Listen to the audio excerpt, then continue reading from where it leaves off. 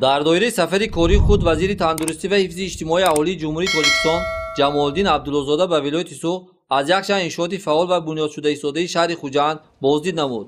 дар ин сафар Мавсуфро иҷрокунандаи вазифаи раиси шаҳри Хуҷанд Фирдавс Шарифзода ва дигар шахсони масъул ҳамроҳӣ намуданд.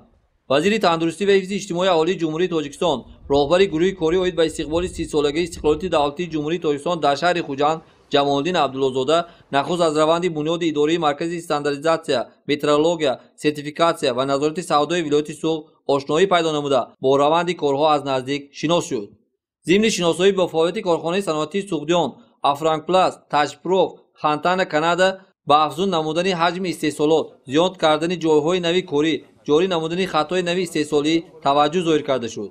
таъкид гардид ки сиёсати дурбинонаи пешвои муаззами миллат муҳтарам Имони Раҳмон вобаста ба пешниҳод ва қабули ҳадафҳои стратегӣ аз ҷумла масъалаи саноатикунонии босурат ё худ индустриалкунонии мамлакат яке аз асосҳои калидии пешрафти иқтисодиёти миллӣ ба шумор меравад. ҷамолиддин Абдуллозода зимни боздиди худ аз раванди таълиму тарбият дар муассисаҳои таълимии мактаб барои хонандагони болояққат ва муассисаи таҳсилоти миёнаи умумии рақами 19 ошноӣ пайдо намуда бо хонандагону омӯзгорон суҳбати ошкоро анҷом дод. вазири тандурустӣ ва ҳифзи иҷтимоии аҳолии ҷумҳурии тоҷикистон дар ин муассисаҳои таълимӣ аз ҳолати гармидиҳии он ва шароити таҳсил низ ошноӣ пайдо кард. дар микроноҳияи сензуюми шаҳри Хуҷанд аз навсозии кӯдакистони рақами 35 бо маром идома дорад ва аз ҷараёни корҳои сохтмонӣ вазири тандурустӣ ва ҳифзи иҷтимоии аҳолии ҷумҳурии тоҷикистон роҳбари гурӯҳи кории оид ба истиқболи 30-солагаи истиқлолияти давлатии ҷумҳурии тоҷикистон дар шаҳри Хуҷанд Ҷамолиддин Абдуллозода боздид ба амал овард. тавре иттилоъ дода шуд ки кӯдакистони мазкур бинобар ниёз ба таҷдиду аз навсозӣ доштанаш 20 соли инҷонӣ фаъолият надошт.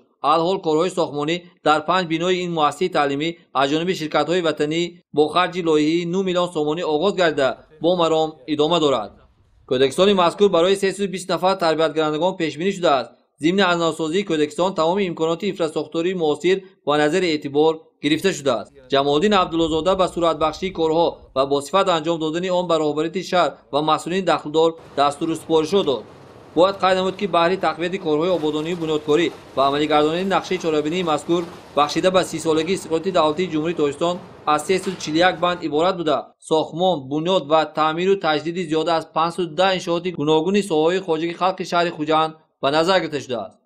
ҷоиз ба зикр аст ки давоми солҳои 2018-2020 беш аз 220 банди нақшаи чорабинӣ амалӣ гардида дар доираи нақшаи чорабиниҳои 30-солагии истиқлолияти давлатии ҷумҳурии тоҷикистон беш аз 473 адад иншооти гуногуни иҷтимоӣ, маишӣ ва савдои хизматрасонӣ мавриди баҳрабардорӣ қарор гирифта шуданд ки иҷроиши 92.7% иншооти ба нақша гирифташударо дар бар мегирад.